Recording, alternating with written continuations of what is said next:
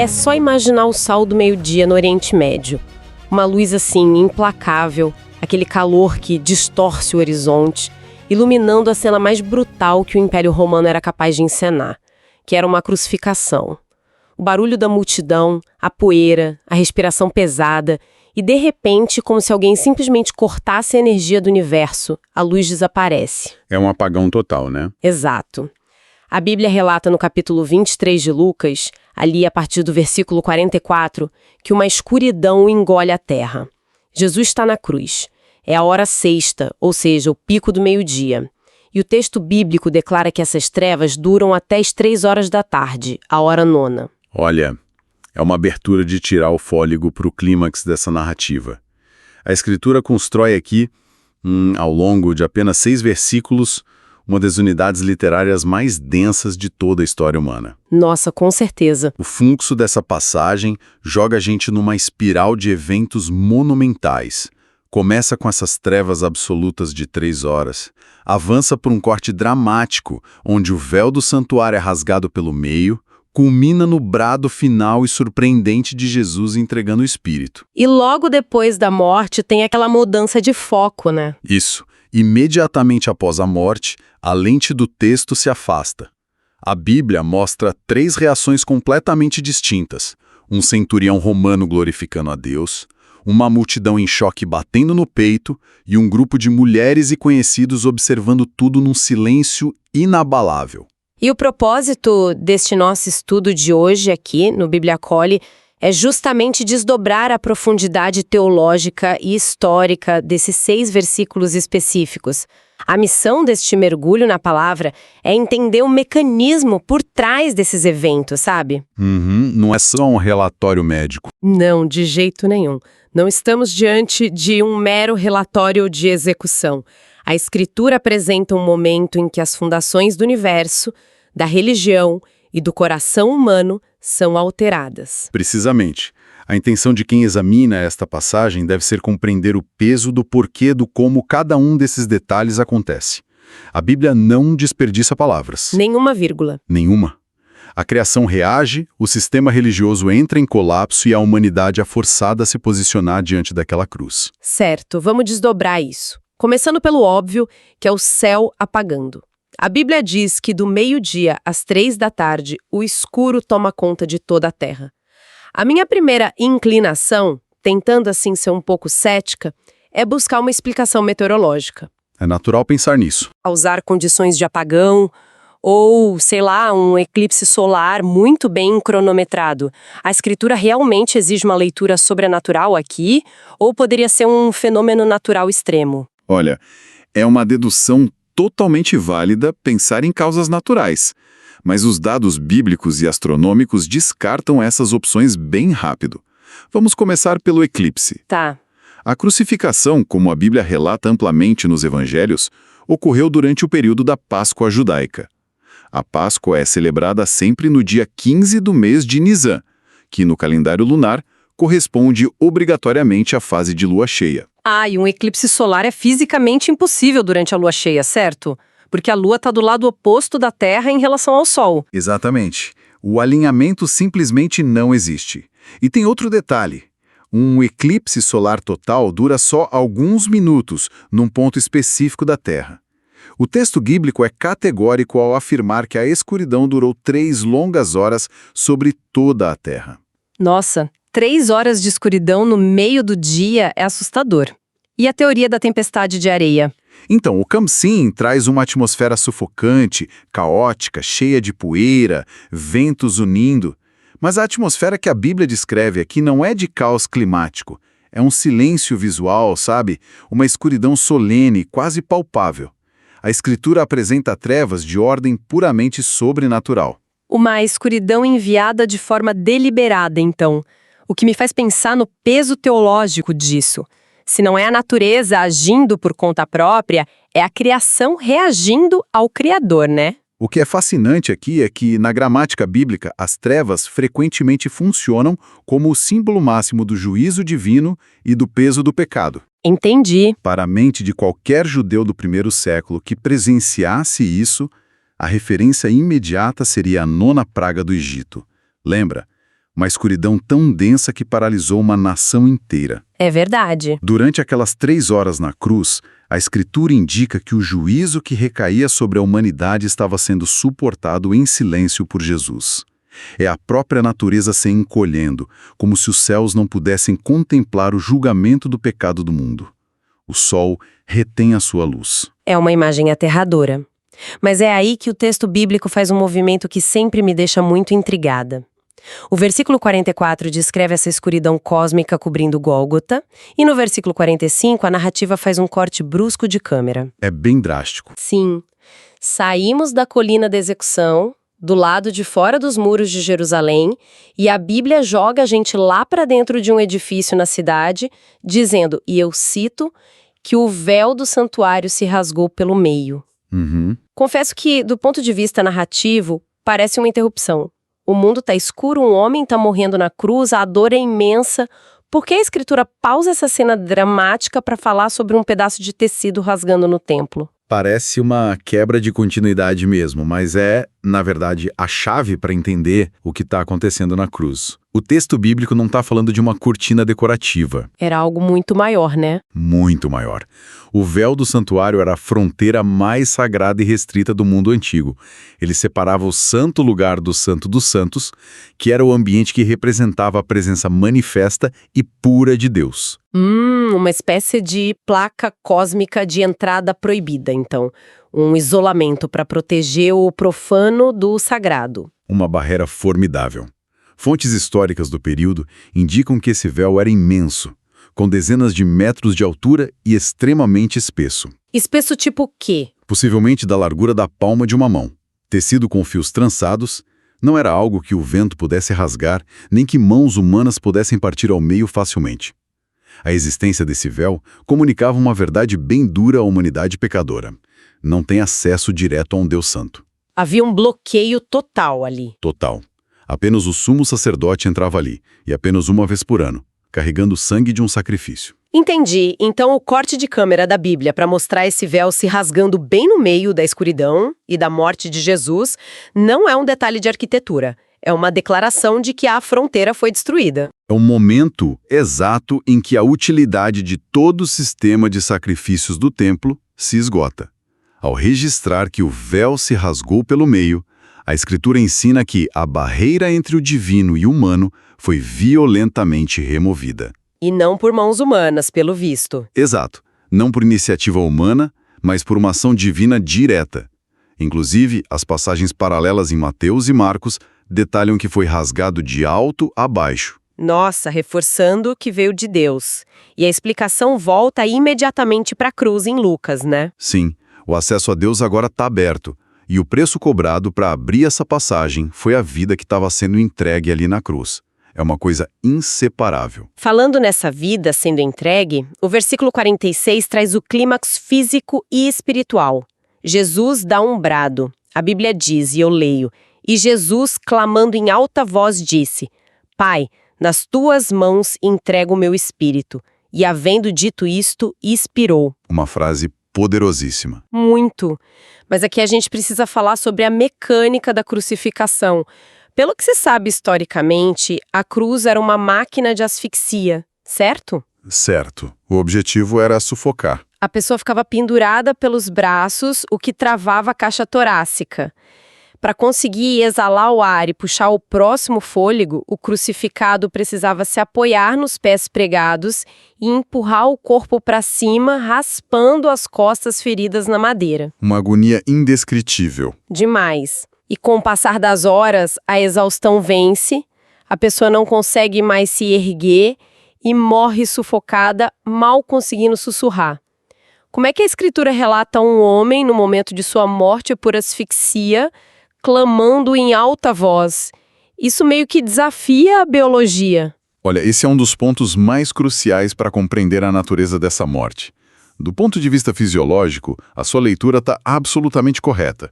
A morte na cruz era lenta, resultava em fraqueza extrema, choque hipovolêmico e asfixia. A pessoa só ia apagando, né? Pois é, o suspiro final de um crucificado costumava ser um gemido bem baixinho, inaudível, o som de um corpo derrotado. Mas a Bíblia destaca justamente a anomalia física desse momento. O grito. O clamor em alta voz. Não é o grito de alguém perdendo a vida para exaustão. É o brado de alguém que tem autoridade absoluta sobre o momento da própria morte. Então, a Escritura está nos dizendo que ele não foi morto pela cruz, no sentido de ter a vida arrancada pela falência múltipla dos órgãos. Ele escolheu parar de respirar. Essa é a essência da declaração de Lucas. Pai, nas tuas mãos entrego o meu espírito. É super importante notar que, nessas passagens paralelas que a gente mencionou rápido, no Evangelho de Marcos 15 e Mateus 27, a Bíblia une esse brado final ao exato instante em que o véu se rasga. Nossa, o grito causa o rasgo. O grito que ecoa do Gólgota é a força espiritual que rompe a barreira no templo. E essa última frase registrada por Lucas é uma citação direta do Salmo 31. Não é um grito de derrota ou desespero. É o quê, então? É uma palavra de profunda confiança e rendição voluntária. Ele concluiu a obra, suportou a escuridão do juízo e, com uma lucidez perfeita, dispensa ativamente o seu espírito. É um sacrifício ativo, controlado do início ao fim. Aqui é que a coisa fica realmente interessante. Porque um evento dessa magnitude, um homem que comanda a própria morte com um grito poderoso no meio de um apagão de 3 horas, isso não passa despercebido por quem está assistindo. Com certeza não. E logo após a morte, a Bíblia faz uma espécie de zoom out. A câmera sai da cruz central e passa a focar na plateia, ali ao redor. Os versículos 47 a 49 documentam as reações das testemunhas. E são respostas muito reveladoras. Sim, e são 3 respostas completamente distintas. A primeira reação é chocante, porque vem de quem menos se espera, que é o centurião romano. O versículo 47 diz que o centurião, vendo o que tinha acontecido, deu glória a Deus e disse: verdadeiramente este homem era justo. O carrasco dizendo isso. Sim, para dimensionar o peso disso, precisamos lembrar quem era um centurião. Ele era um oficial do exército romano, comandante de 100 soldados, um veterano de guerra que certamente já tinha supervisionado dezenas, quem sabe centenas de execuções. A crucificação era a rotina de trabalho dele, tipo bater ponto. Exatamente.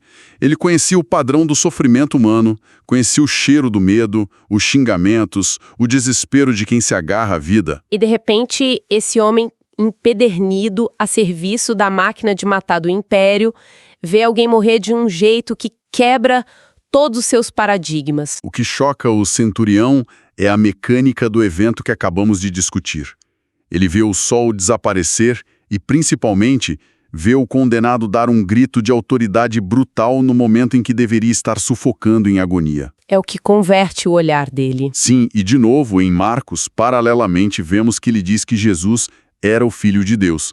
Mas voltando para Lucas, a Escritura apresenta aqui um detalhe literário poderoso. A primeira declaração pública atestando a justiça e a inocência divina de Jesus, após a sua morte, não vem dos sacerdotes do templo que rasgou. Nem dos apóstolos, né? Nem dos apóstolos, mas de um soldado pagão, o carrasco encarregado do serviço. A dureza daquele militar é estilhaçada pela majestade daquela morte. É uma virada impressionante mesmo. Mas o texto não para nele. O versículo 48 muda o foco para o coletivo, as multidões. O povo que estava assistindo. Isso. A Bíblia relata que as pessoas que tinham se reunido ali para assistir aquele espetáculo, vendo o que tinha acontecido, começaram a ir embora batendo no peito. Novamente, queria trazer um pouco do contexto cultural para quem acompanha o estudo. Hoje, execuções acontecem longe dos olhos do público, mas no primeiro século era quase um entretenimento urbano. Uma demonstração de poder estatal, né? Uma forma cruel de demonstração de poder. Eles foram até lá buscar um show e saem dali em estado de choque. O que significa exatamente no texto bíblico esse gesto de bater no peito? Na cultura do Antigo Oriente Médio, bater no peito não é só uma demonstração superficial de tristeza. É o sinal físico mais extremo de angústia. Tipo um desespero real? Um terror absoluto diante de uma calamidade ou de um pecado gravíssimo. A Bíblia usa o termo espetáculo para descrever a intenção inicial daquela multidão. Eles subiram a colina movidos pela curiosidade mórbida, talvez, participando das zombarias que aconteceram nas horas anteriores. Mas a atmosfera mudou drasticamente. As trevas de 3 horas silenciaram as piadas, imagino. Completamente. A zombaria não sobrevive à escuridão sobrenatural e àquele brado final. O peso da realidade cai sobre eles. Eles percebem, embora talvez não saibam articular teologicamente o porquê, que não presenciaram o extermínio de um criminoso político. O arrependimento toma conta. Eles batem no peito porque sentem a culpa coletiva, a percepção assustadora de que a humanidade tinha acabado de cometer uma injustiça de proporções cósmicas. Eles sobem a colina como espectadores sedentos por sangue e descem a colina como réus atormentados pela própria consciência. Nossa, muito forte. O que nos leva ao terceiro e último grupo retratado nesta unidade. O versículo 49. A Bíblia diz que todos os seus conhecidos e as mulheres que o tinham seguido desde a Galileia permaneceram à distância contemplando estas coisas. Um grupo silencioso? Eu vejo um contraste gigantesco aqui. A multidão foge aterrorizada para a cidade, mas esse pequeno grupo permanece parado, em silêncio, observando. Quem são essas pessoas e qual é a função delas na construção dessa narrativa que a Escritura faz? A função delas é fundamental, tanto histórica quanto teologicamente.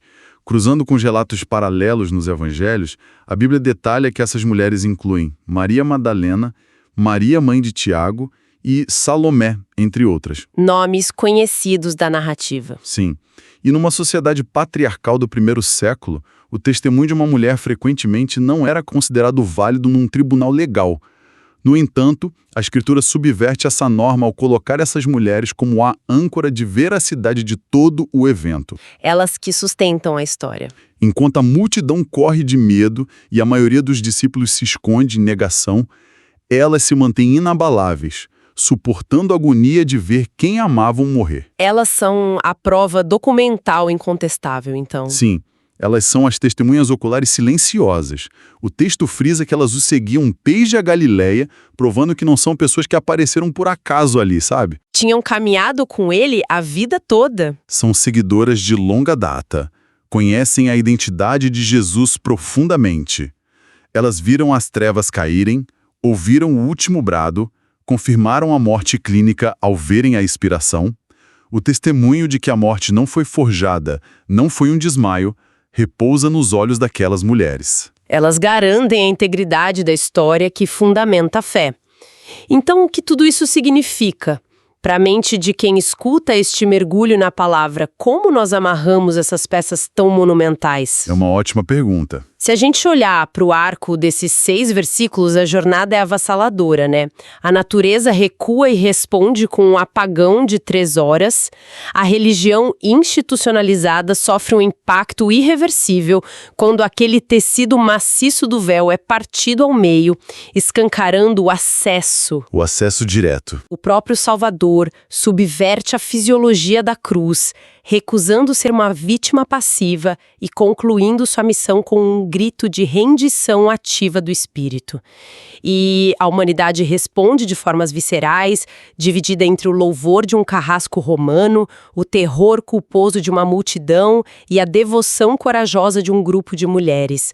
Qual é o eixo central que faz todo esse relato funcionar? Se conectarmos isso ao quadro geral do propósito bíblico, fica evidente que a Escritura relata a morte de Cristo como o centro gravitacional da história e da redenção. Não é só um martírio. Não foi o fim trágico de um mestre da moralidade. Foi uma operação de resgate em escala universal. Cada detalhe que a gente discutiu aqui aponta para um propósito redentor. A escuridão atesta que o preço da justiça divina estava sendo pago até a última gota. E o véu? O véu rasgado não é apenas a destruição de uma fronteira religiosa, mas é o maior convite de graça já formalizado na Bíblia. O caminho de volta para Deus está livre de pedágios para qualquer ser humano. Lindo. E a pluralidade dos que reagem, seja o Império Pagão, o povo da Aliança ou as seguidoras próximas, tudo isso mostra que os efeitos daquela morte não têm fronteiras. A Bíblia ensina aqui que a essência do Evangelho exige essa morte sacrificial específica. O brado de rendição de Jesus não foi o encerramento da sua vida. Foi o quê? Foi o evento que comprou a nossa vida. É uma densidade de eventos que simplesmente não permite que ninguém passe despercebido. Desde o céu que esconde a própria luz até o tecido do santuário que cede, tudo documenta a construção de uma ponte inquebrável entre o ser humano e o Criador. E a Escritura fecha esta janela narrativa no versículo 49 de uma maneira que envolve diretamente quem acompanha essa história. Ela diz que aquele grupo de fiéis permaneceu à distância, contemplando estas coisas. Um convite a olhar também. Exatamente. As trevas de 3 horas já se dissiparam, o eco daquele alto brado já se acomodou nas pedras do Gólgota, a barreira do templo está escancarada para quem quiser entrar, o sacrifício está ativamente finalizado.